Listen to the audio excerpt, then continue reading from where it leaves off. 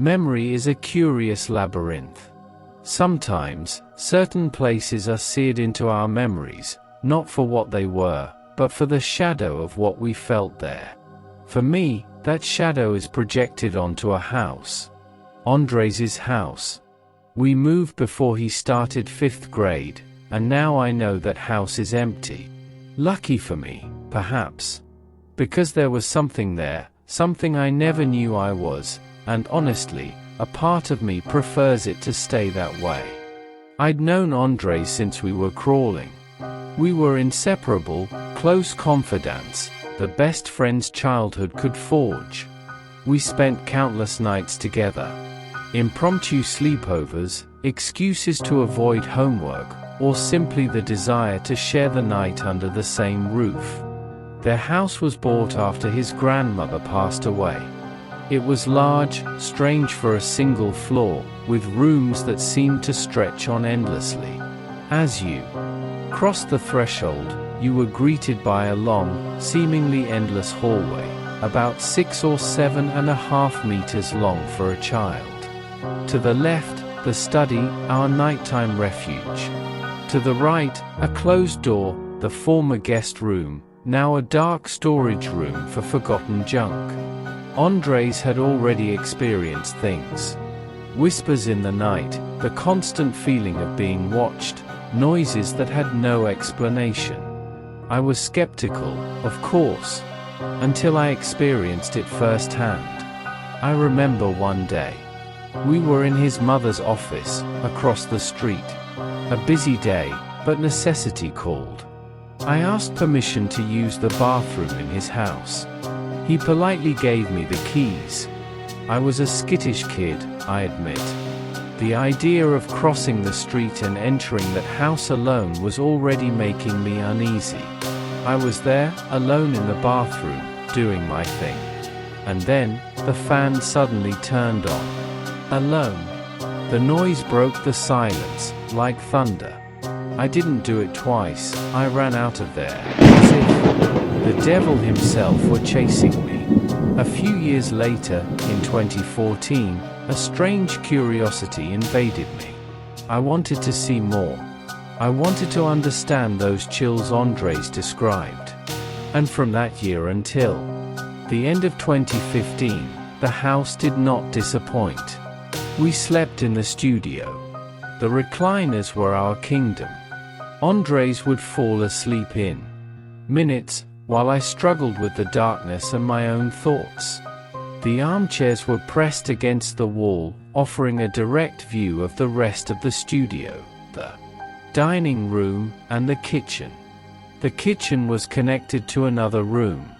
A room they used as storage. But it wasn't just any storage room. It was full of old dolls. Dolls with empty eyes. That seemed to follow you in the dark. One night, I was lying there, my mind wandering, trying to fall asleep. Andres was snoring softly beside me. Suddenly, a breeze. A gust of cold air. It made my skin crawl despite the blankets. I thought it was a draft. But then I saw it. A movement in the corner of my eye. And then, a whisper. Soft, almost inaudible, but so close. As if someone were right in my ear. That night, sleep fled. I began to get used to those little things, to the feeling of not being alone. But what truly terrified us, what seared that house into my memory forever, was the night of the door. Early 2015.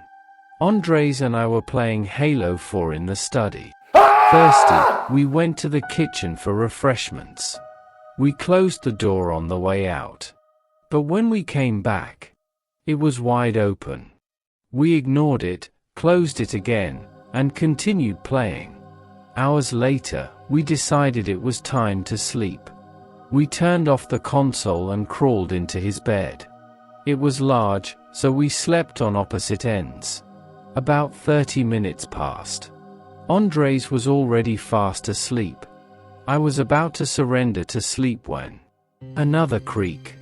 I opened my eyes. His door was open again. Exactly the same as before. I didn't like the sight.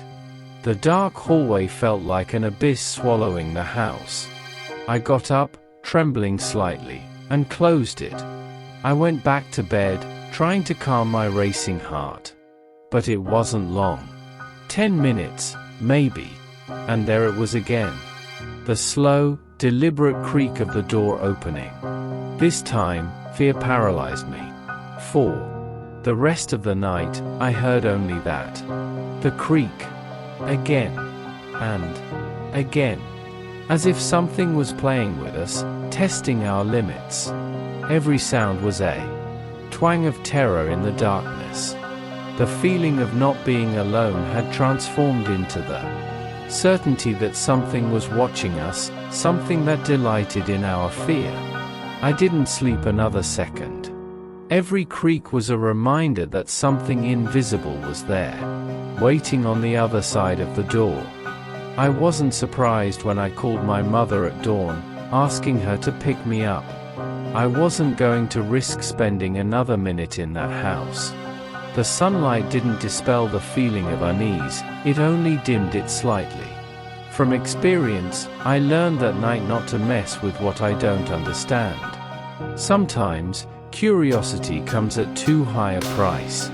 A price that can continue to haunt you long after the experience is over. I moved out soon after that. Andres' house was empty. I never knew what that cold breeze was, that whisper, that door that opened without explanation.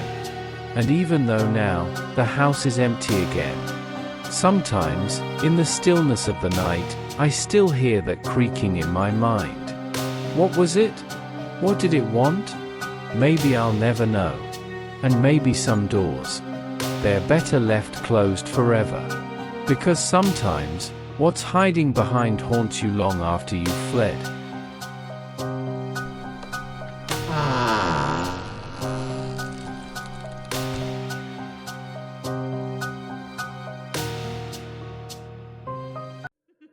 Ha ha ha ha ha!